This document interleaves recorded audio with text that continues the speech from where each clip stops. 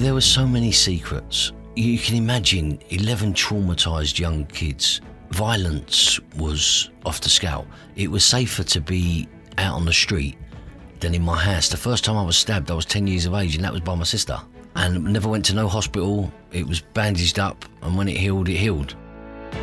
Hey everybody, this is Robbie. I'm of course here with my co-host Francesca Stutley, and you're listening to This World is Mental. So this week we are very excited to have on Gary Hutton. He's a Londoner, like me, different side of the river. So have you met a Cockney before? You know what? I used to work for a Cockney. Did you? Yeah, at the Indian Moroccan themed kind of set dressing thing called the Raj Tens. His name was Dominic Mitchell. I guess his dad was a dignitary, but he spent a lot of time in India, and then that's how he got the idea to do that. But yeah, he was a Cockney. Robbie, if his dad was a dignitary, I doubt he's a Cockney.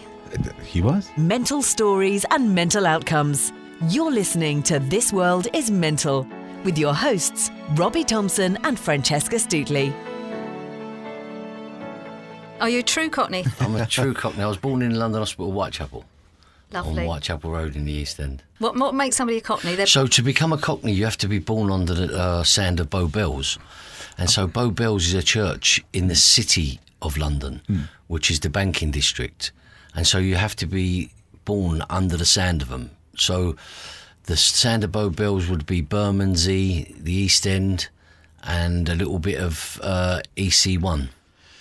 So I sense there was some trickery on his part. Yeah. So my naive American mind when I was mid-20s. Yeah. So here we go, the real deal for you, Robbie. So Gary's had a really, really interesting life and a very tough life, and you've bared your soul and you've written a book, Gary, called Product of a Postcode. So what brought you to write the book?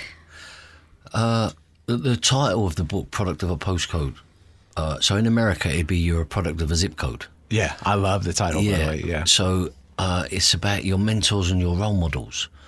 And growing up, all your mentors and role models are in your postcode. And you take a little bit from each person, and then you become who you think you are. Yeah. But then finding out who you really are is the journey where I ended up. Yeah. So when I wrote the book, Product of a Postcode, I've got an addiction. Mm-hmm. And so the addiction that I've got is money. I can't have vast amounts of money. Mm-hmm. So, and I do lots of talks today in different organisations, and heroin addicts, cocaine addicts, alcohol addiction, people with addiction, they think that's their addiction, but you had to get the money first before you could go and do all that. And so then they realise after speaking to me, money was my first addiction. Because money starts it all off. You can't do all that without money, and you're always trying to get it. So yeah, that's my addiction. So when I wrote the book, I thought, I don't want the money. So I set up a charity with the same name of the book, Product of a Postcode. And it just went, my life changed completely. Yeah. It sold all over the world. I ended up becoming a government advisor for youth crime and violence. To me, that makes sense because my background is extreme. And so if you want to understand banking, you go to a banker. If you want to understand a mortgage advice, you go to a mortgage advisor. And so if you want to understand crime and dysfunction, you come to someone like me. Yeah. So Gary, you grew up in a household of how many? So I had, there was 11 of us and 2 parents. Yeah. I had a lovely life, school, clothed, washed, dressed, church twice a day because I was taught by Catholic nuns. My parents was Irish immigrants, and they come to the East End in the 50s. And you know, at that time in the East End, it's very affluent now, but where I grew up, it was a ghetto. And you could get a job quite easily being unskilled. So immigrants from all around the world settled there. I see. Yeah, and my parents settled there. It'd be like the Bronx. Yeah, I was going to say, Yeah, it'd be like the Bronx. And so my parents settled in Brick Lane in the 1950s and had 11 children because they was Catholic. And as I said, I had a lovely life. And then the youngest was 18 months old, and the oldest was 15, I was 7. And my mum died of leukemia. Wow. And just like today, when you go into hospital with a gand and a mask, you know, I was standing next to a bed at 7 years of age, and my brothers and sisters around the bed in a hospital, and I didn't have a clue what was going on. Mm-hmm. And then the nuns told me, your mum's gone to live with Jesus. Wow. And I was like, well, I want to go and live with him after what you've been telling me. But then my life become dysfunctional, after that. Was it correct that, because I've read the book here, that you went into a children's home? Yeah. So I was told, go to school or you go in a children's home. Now, you telling that to a 7-year-old that doesn't understand, I was in a children's home and, I made sure I went to school every day because I didn't want to go back in the children's home. I wanted to be with my siblings. So that was the reason I was going to school. No one told me path of academia is going to change your life. Get into school, English, maths and all that. It was told, go to school or you go in a children's home. So I made sure I went to school every day. But I was so traumatised that I could not take anything in. English, maths, nothing. I couldn't take anything in. Yeah, and I'm guessing in those days you didn't. Did you have any support? Grief counselling. I mean, today the teachers are all over the social welfare of the kids, but not back then. Yeah. In the early 70s, it was non-existent. You was just a naughty child because I was brought up by my mum. To the age of 7, I didn't know who my dad was because he was all at work or getting drunk. And so, now I'm left with an alcoholic and he learns me how to shoplift and school becomes somewhere to eat because they're giving away free food. I mean, growing up, my parents were divorced at 7 and my mom disappeared. She moved to Hawaii, probably the farthest place you could go. Right. So it was, and it wasn't as extreme as your case. There was 3 kids. One dad, he was working full time. He had a lot to, carry on his shoulders. But, sometimes he would be so tired, we just eat out. But you'd come home from school, there'd be no food because we were just going to eat out when he got home, but you never knew when that was. So, we started hanging out at friends' houses after school. It's not as extreme as your story, Gary, but I understand. I know when you go to people's houses and they feed you and things like that, but we wasn't allowed to take that food. It was an unwritten rule. So everything that went on behind closed doors, we weren't allowed to talk about. So it was all kept secret. And so I remember going into people's houses and they'd be eating this amazing food and I could smell it. And they'll say to me, would you want some? I say, no, I've just eaten. I haven't eaten for the last couple of days. I can't even imagine that. You mentioned that in the book. Yeah. I was just going against everything. Having to keep family secrets, I think, is really, really hard. But there were so many secrets. So you can imagine 11 traumatised young kids. Violence was off the scale. It was safer to be out on the street than in my house. The first time I was stabbed, I was 10 years of age, and that was by my sister. Gosh. Okay, yeah. Wow. And never went to no hospital. It was bandaged up, and when it healed, it healed. The first time you were stabbed, how many times have you been stabbed? Yeah, we'll get into that a little bit later on. Oh no! Wow. Yeah. And so there was violence between you and your dad. Yeah. Your dad was. Yeah, I can't call what you call a dad. I always explain it as the person that fathered me, because he taught me how to shoplift, and I explain it like this: I'm your dad, and I'm going to learn you a life lesson. It's very simple. It's called crossing the road. And I take you to the side of the road and I say to you, you must remember this because you have to master this and go through life mastering it. And you say, of course, Dad, I believe everything you tell me. Yeah. And I take you to the side of the road and we stand there for a couple of minutes, no cars come. A minute later, still no cars come. And then we hear a lorry. And as the lorry gets to us, I drag you out by the hand, to cross and we run out in front of the lorry and cross the road. You think that's how you cross the road? Yeah. And it's not until you go through an extreme that you think, you know what, I'm going to press that green button like everyone else because they seem to have a lovely life. Yeah. So I was taught and I mastered how to, for that metaphor, I mastered running out in front of lorries my whole life. The first time I was arrested, I was 9 years of age. Can you arrest somebody for 9? Yeah, back then you could. Oh, really? Yeah. For what? What did you do? So where I grew up was...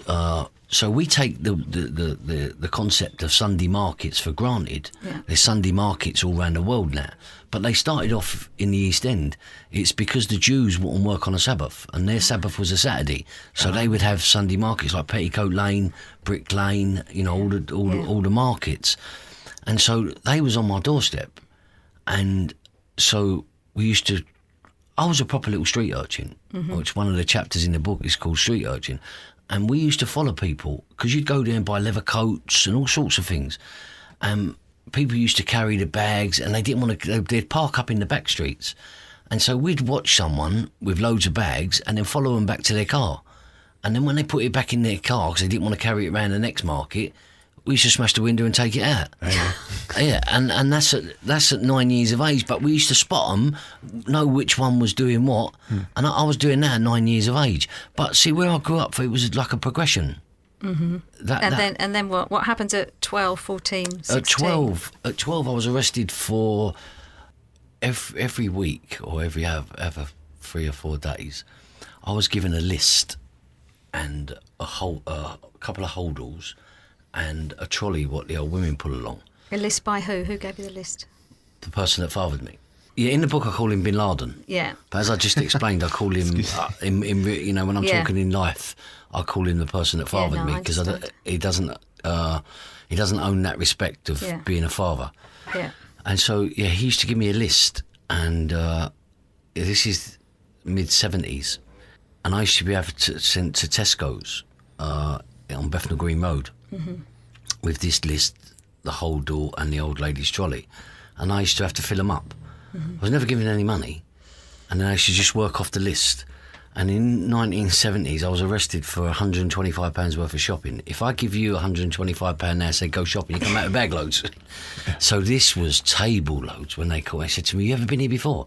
I said, "No, I've never done it before." Yeah. I was taken to court. I was given a year's conditional discharge and a life ban from Tesco's. Hello, Sainsbury's. Yeah. Oh, right, okay. Yeah, because we had to eat. Yeah. I assume Sainsbury's the competitive store. Yeah. Hello, Sainsbury's, because we had to eat. So did your dad give every one of you a list? No, just me. Just you? Why did he pick you? So later on in life, so your mentors and your role models, they suss you out. Mm-hmm. And he sees something in me that he didn't see in the rest of my brothers and sisters.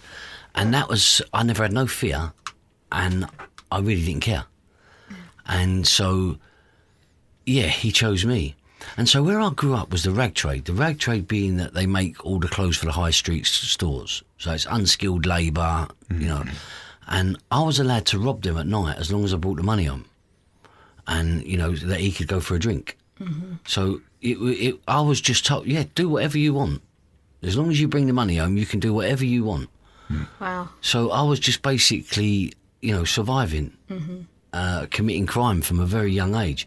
But, not realising at the time I'm feeding my brothers and sisters. That don't enter my head. That doesn't enter my head until later on in life. What were they doing? Just being dysfunctional. Just being dysfunctional. And so your family was dysfunctional? But extreme dysfunction. When you say that, Gary, you mean... Violence. So violence was norm to us. So we would do stuff to each other that was just... It wasn't as bad as what we do to other people. So when I was at school, if someone my own size, height, weight wants to have a fight with me, I'd look at him laugh and go, "What are you going to do to me? I was beaten up last night by 4 of my brothers. What are you going to do?" And so, but I never knew, right? So, when someone is venting and they've got an angry face, they come towards you and they want to say, "You American bastard." Do you know what I mean? And then they walk away and they don't say nothing. But when they used to come to me with that face, as growing up, I used to think that you're going to hurt me. Do you know what I mean? That you want to kill me. Mm-hmm. So my brain told me that's what people do when they want to hurt you. And I picked it up from my brothers, because when their faces used to change, I'm going to get beat up now. And so when someone in the real world used to come to me like that, all they wanted to do was vent and say, "Gary, you fat, ugly bastard," or whatever, and then walk away. Have their say and walk away. But I used to do such violent things to them because of that face that they pulled. Because I thought that my brain told me that they're going to kill me. Mm-hmm. And so I used to do really violent things, like terrible things to people. Do you know what I mean? And then someone would say to me, "Why did you do that? Why did you go that far? He only wanted to have a word with you about a situation that he's got." Oh, I go, "Well, my brain don't tell me that."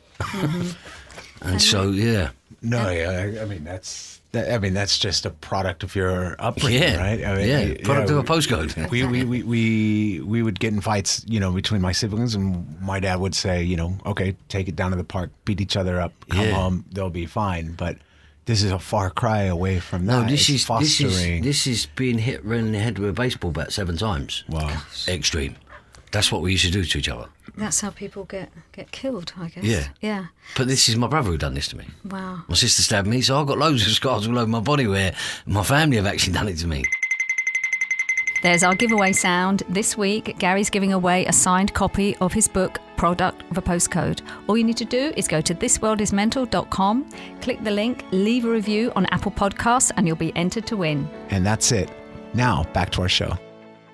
What interests me is that your nervous system must have been on high alert the whole time. And I think when you go through stress, like losing your mum, the part of you, or when people go into grief, if the grief isn't sort of processed properly or with support, it gets blocked out and numbed, and that's when, addictions occur because you're trying to cover pain and things like that. But children all of us, our nervous system reacts to our environment, but you must have been on high alert the whole time, ready for the next fight, ready for the next fight. It's like, when does somebody relax? And when you live in quite a rough area like that, I mean, I grew up in South London, but always on high alert, coming home late at night, always on high alert, always looking around kind of thing. But I imagine, and when you got home, you were safe, but to be at home and you're still not safe, that must be so, so challenging. Yeah.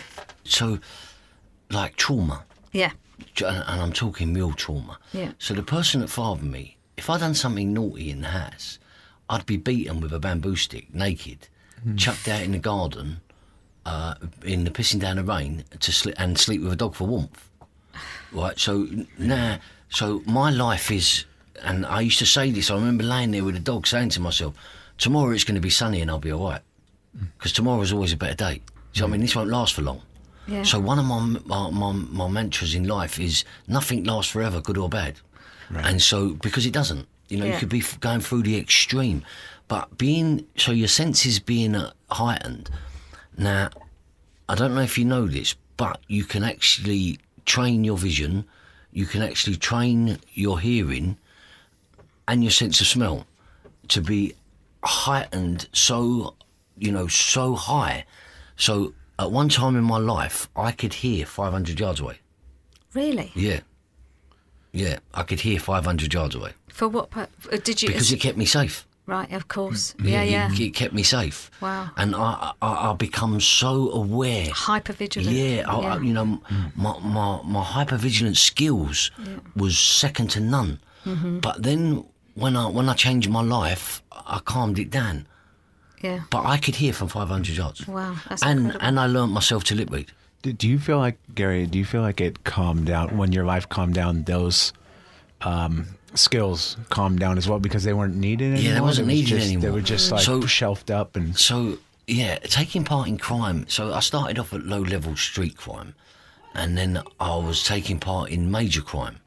So my mentors and role models in my area, they went to work with a balaclava and a boiler suit, and they was robbing security vans. Mm-hmm. And they was flying me around in helicopters when I'm 14.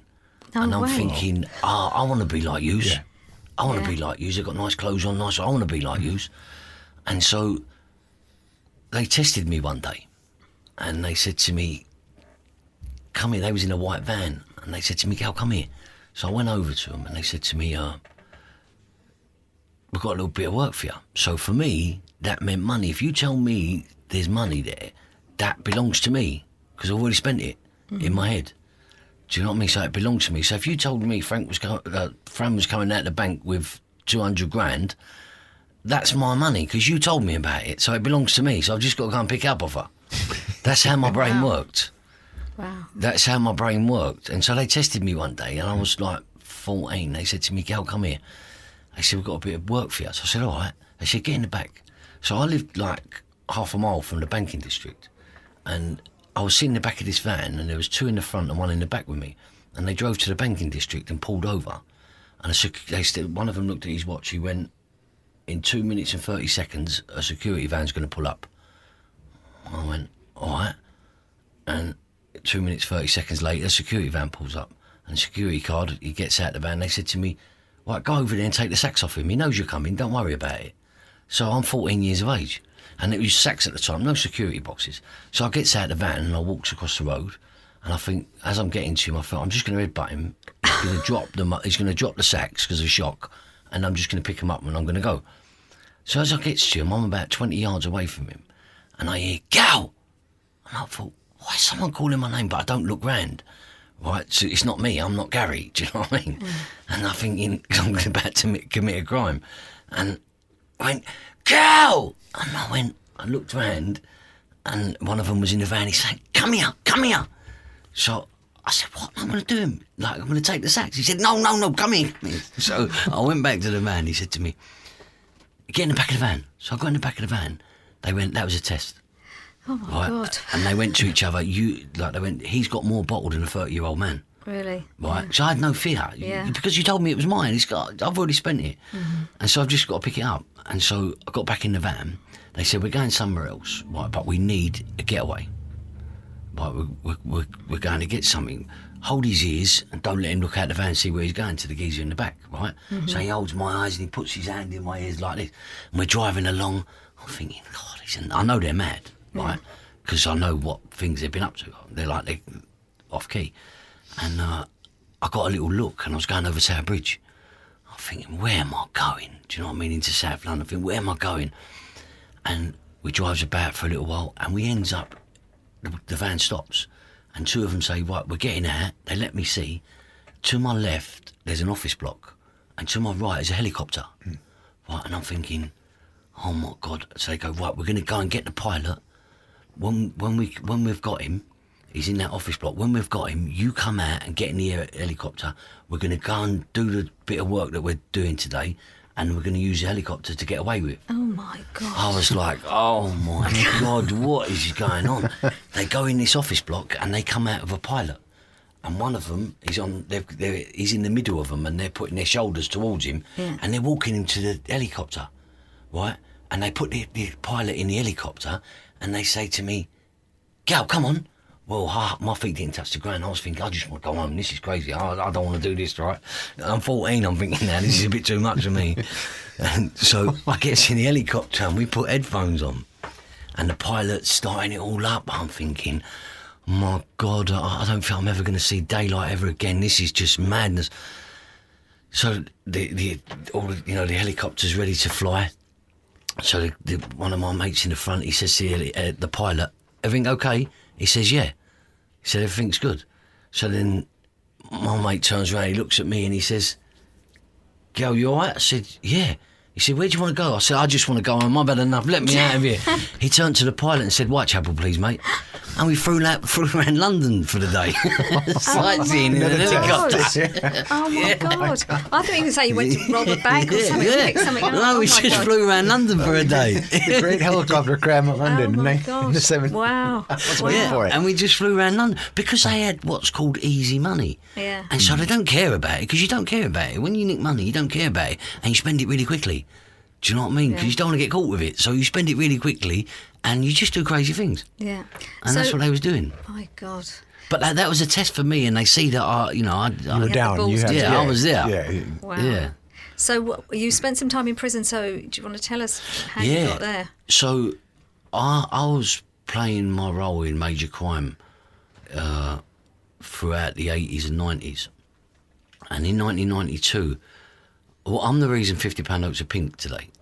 No way. Because they was green back in the 90s, and I flooded Great Britain and mainland Europe with counterfeit money, travellers' checks, passports, and all things like that. And so they had to change the security mechanism and the colour. You were joking when you said you were addicted to it. You started making it. Stop making it. Yeah, I started making it. Yeah, and so the economy was being smashed. Anytime there's a recession, there's a certain amount of counterfeit money in the circulation, because it's a good time, to create more money. Yeah. And so, and what happened was I was paid to the News of the World. The News of the World was the biggest selling newspaper. It was a Sunday newspaper in the UK, and their readership was something like, I don't know, 1 point something million or 3 million, somewhere around there. But the week they put me on it there was 5 million readers. double yeah. it. So so they paid someone to introduce to me, and it was the highest, because they used to do like scams, like, one of them would dress as an Arab, and and they do these scams, the reporters, and so they paid someone £45,000 to be introduced to me. And they told me it was their friend. And it's quite a mad story. But he was a reporter. So I ended up on the front page of News of the World for £5 million. But I had no idea that what it meant at the time. Do you know what I mean? Because to me it was just crime. Yeah. It's not like... So, you know, people would say the life that I live is like a gangster's life, but it's not. I was just surviving. Do you know what I mean? And crime is all I knew. That's all I was taught. So, you know, for me it was a way of survival. So you talk a lot about poverty. Yeah. Gary, and that seems to be the way forward. Poverty is not the way forward, but you helping kids in poverty, because explain that to us, because a lot of people don't really understand. No, so poverty. There's an economic crisis at the minute, and you know, middle class people are going to end up in poverty. But what is poverty? Poverty is you're not eating, you can't pay your bills, you know. Your clothes are falling apart. So I used to put cornflakes boxes in my shoes and sellotape around them to keep them together. Because by the time I got shoes, 7 other brothers wore them. Wow. And so my clothes, you know, it was all second hand. And, you know, being hungry, you know, I know what it's like to be hungry. But I had a sense of awareness that we had to eat from a very young age. You know, from the age of 7, I used to, every morning, the milkman used to leave milk and bread on people's doorsteps. I used to go and nick that so my younger siblings could eat, you know, a bit of toast before they went to school. And we used to make it on a fire with put a fork on it, and we used to make it on a fire. We had no toaster or anything like that. And we used to, you know, like you put marshmallows. Yeah, we used to toast the bread like that. No butter, and just eat it. Because we was really, really poor. And, you know, today, you know, we see poverty as homelessness and things like that, but it's not. If you can't pay your bills, you're living in poverty. If you can't eat, you know, twice a day, you're living in poverty. But in poverty or economic crisis, low-level street crime explodes. Yeah. For the simple reason is, so if I'm middle class, right, and I'm, you know, my partner works, I work, and we're doing all we can to feed 3 or 4 kids and keep a roof over our head, and money's tight, and it's in this economic crisis, it's going to get a lot worse. So if I'm a 12-year-old boy, and I know we haven't got no food, my mum and dad's struggling, and I'm in Tesco's, I'm going to nick a bit of chicken, put it in the fridge. I ain't going to be told, where did you get that from? We're taking that back to Tesco's. We're going to cook it. Yeah. And thank God it's there. Yeah, and then it becomes a norm, because now my parents are accepting it. Now it becomes a norm. So this young boy, and lots of young boys and girls, will be doing this just to help their mum. Because some mums are out, you know, doing cleaning jobs at 6 o'clock in the morning. And, you know, if I can help a bit, they will, and lots of people will do it. Lots and lots of people. Because so people are starting to sell their cars because they can't afford the petrol. You know, people are worried. There's a date in England where, you know, your heating bills and all that's going to go up. People are terrified. Yeah. You know, they're going to be living in poverty. So Gary, at the moment, that's seems to be your mission, to help kids get educated. So what do you do now moving forward? My prison experience was very extreme, seriously extreme. So I thought that I was macho, and I thought, because I was violent anyway, and, you know, bit of bravado, I thought I was macho. I used to hunt down paedophiles and rapists, and I used to beat them. But I thought that was macho, and they was getting set fire to. But it was my subconscious hiding stuff from me, and it delivered it to me in a cell one night when I was going over my life because something happened. And I found out the person that fathered me, who at the time I put on a pedestal with Jesus Christ, was a paedophile. And he was abusing my sisters. And so I ended up in a padded cell in a straitjacket, being pumped with drugs to control me. And I was sent to a mental hospital because I couldn't tell anyone what I found out. So one day I was about 10 years of age, and I put my hand through the letterbox, and I wanted to go a wee. And so I run up the stairs, and my sister's bedroom was next door, and I put my hand on the door, and it was locked. And I thought nothing of it. I stood there for about 2 seconds, and I went to the toilet. Fast forward, so many years later, I'm in a padded cell, and I wasn't in a padded cell yet. I was in my cell, and I was going over my life. And so I explained it like this. I called it the brain train. It's like you're sitting on a train, and you're the driver, and your life is on the walls, right? But you can stop them, you can rewind them, you can fast forward them, you can bring them back, and it's post-traumatic stress disorder. Yeah. Right, and this is what I was doing. I was doing it for weeks, and I went over every day of my life. At that door, I heard, "Shh, he'll go in a minute."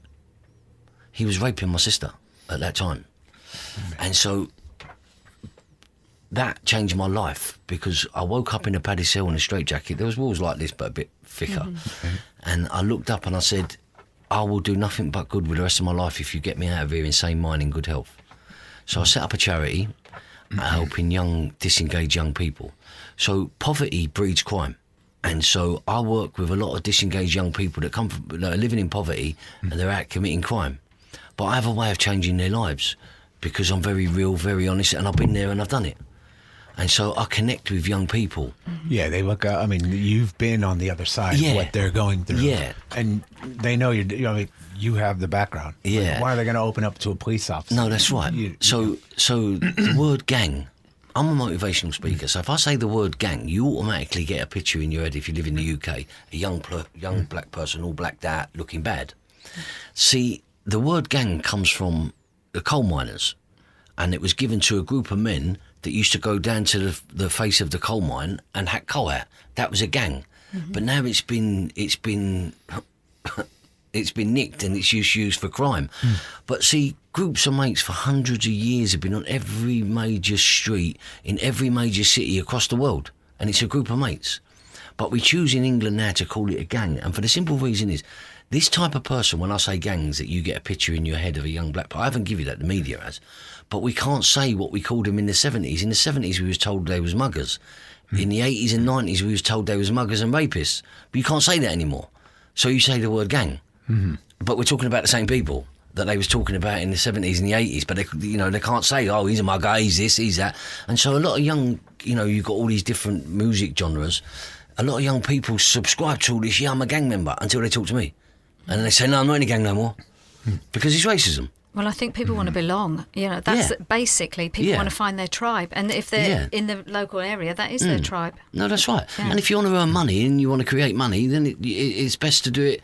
It can work on your own, but the more heads come together, the better it is. And that's all crime is. So it's exactly like setting up a radio station. Right, we need a presenter, we need someone that does sound, I need someone that can fire a gun and he don't care who he shoots it at. I need someone that understands whatever I need it for. And you come together and you create it. It's basically a group of people. That's it is with specialities. Yeah. Well, I was watching a thing, and I'm from California. Down south is Mexico, and there's this huge crime going on with drugs, organized stuff. And they interviewed a kid. I think he was 13, and it's exactly what your book says. I mean, a product of a postcode. Yeah. But why do you want to guard the heroin fields with an AK-47? You're 13 years old. You got your whole life in front of you. Oh, because my brother did it. Yeah. And I think he's cool. That's right. Yeah. And it's just that. And then my brother's a trafficker. Yeah. Now my brother's a trafficker, so there's promotion in this. Sure. And that's all crime is. It's networking in a completely same way as the real world. It's just networking. That's all it is. Yeah. And the only stop to that is, let's say that, Gary, you're not in the picture yet. You got that's going on 13, 15, 18. They might hit prison once, they might hit prison twice, and then they're going to do something really bad. Right? Yeah. And they're going to be, so the law is to stop. Yeah. See? But what you're trying to do with your purpose is put a stop between the law and what they're doing, and maybe even, to say it rudimentarily, like a wake-up call. Yeah. Like, hey, yeah, dude, so that's not the way. How I look at it, people won't see the extreme that I've seen, young people. And so I want to stop them from seeing that extreme. And you can listen to my story and you can hear about the extreme. Do you actually want to go there? Because not many people end up in a padded cell in a straitjacket being pumped with drugs. They don't tell you that. If someone would have told me that at 7 years of age, go shoplifting, and that's where I was going to end up, I'd have said, no, you go shoplifting, I'm going to school. Yeah. For the real reasons, academia. Yeah. So the charity does a lot of different stuff. And at the minute I'm doing an art exhibition, which should be on the 21st of November to the 26th. And it's 20 artists from around the UK are creating art connected with poverty and football. You showed me a picture right before this.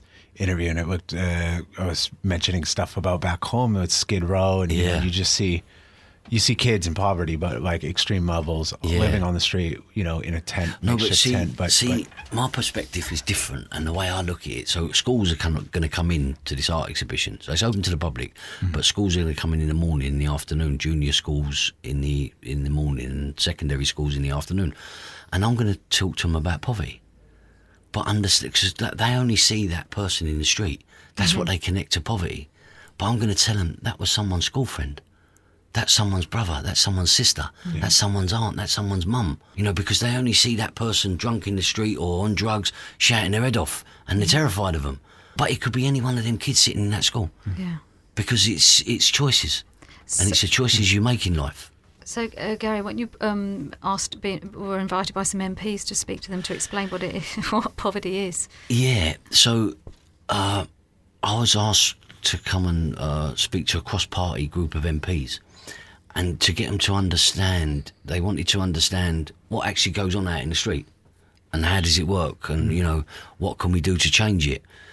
And so I ended up writing a white paper on how to disengage young people, just to build them up, and it was used by Idris Elba on a BBC Two documentary a couple of months ago, and they filmed it for a couple of weeks, and it worked. The kids changed their life. So I use it all the time, but it's used all around the country by different organisations. But when I was writing the white paper, I didn't understand the importance of it. I just thought, this is what you've got to do to change young people's lives that are living in poverty. This is what you've got to do. And so I wrote up a programme, and now it's used all over the country.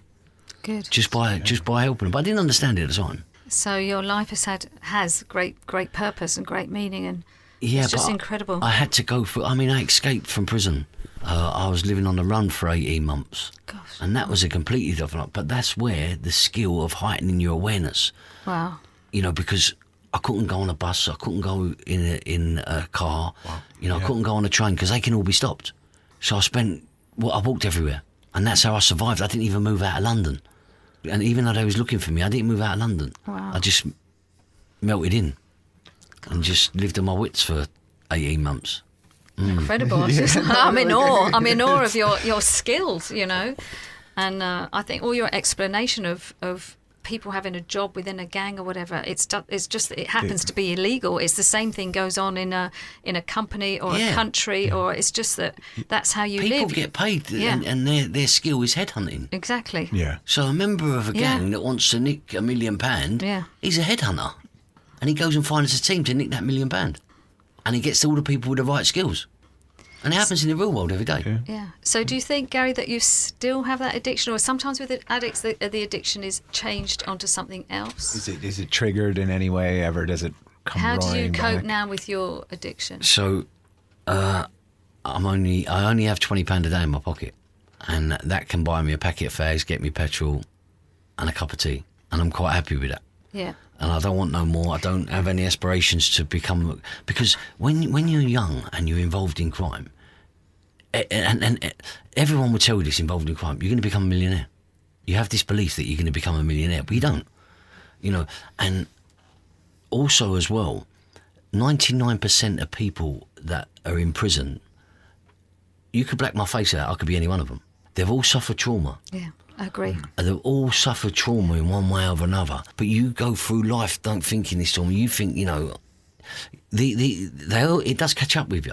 Because I was suffering trauma every day of my life, but not realising. Then it catches up with you, and then you end up with all sorts of mental illnesses, because of the trauma.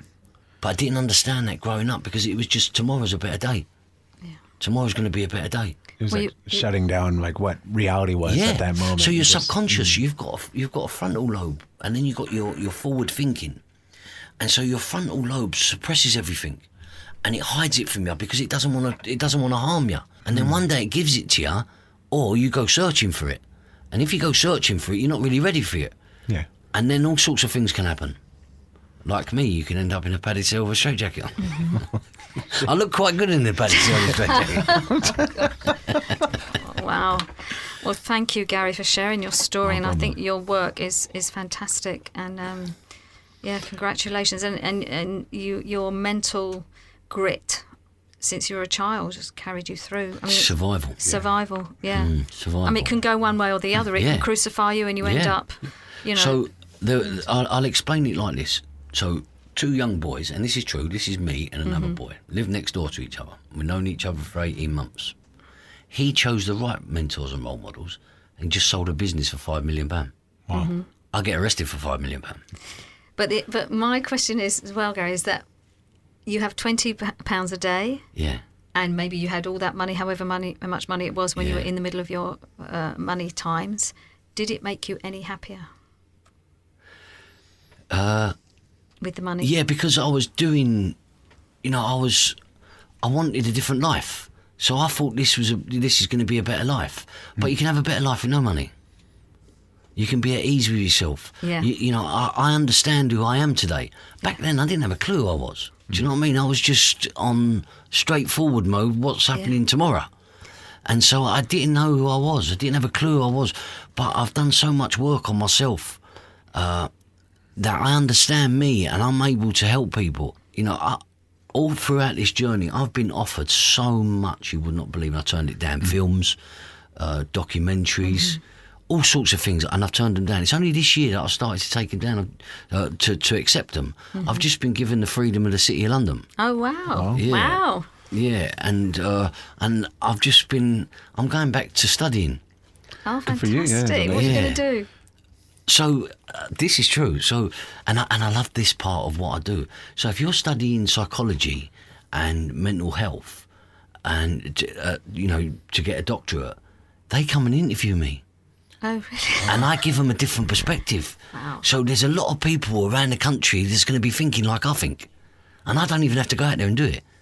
And it's great. Excellent. Yeah, you're playing the seat. Yeah, I mean, we have a saying back home. It's, if you're so tough, why don't you change what you're doing, right? And nobody. It's very rare that somebody, you see the biggest, baddest people come out of the joint, and it's like, change, dude. If you're so big and bad and tough, then do it, and they don't. No, see, about that for me, it wasn't.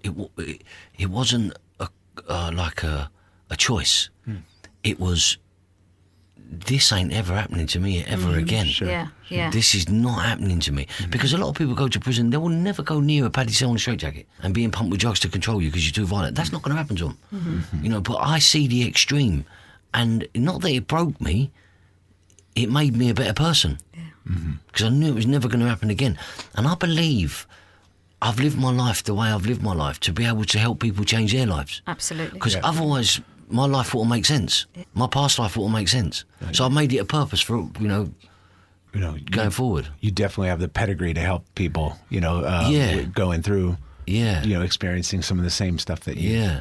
So on different things, so I write up workshops for young people going to schools, and we do workshops on knife crime, gang culture, crime, poverty. I write all these workshops up because I've lived it. Of course, yeah. So I've lived it, and I've got a way to be able to get through. I've changed young murderers that's been in prison, sentenced to life in prison for murder due to knife crime. When they've come out of prison, I've changed their life for them, and I now get them to go into schools and talk. Good for you.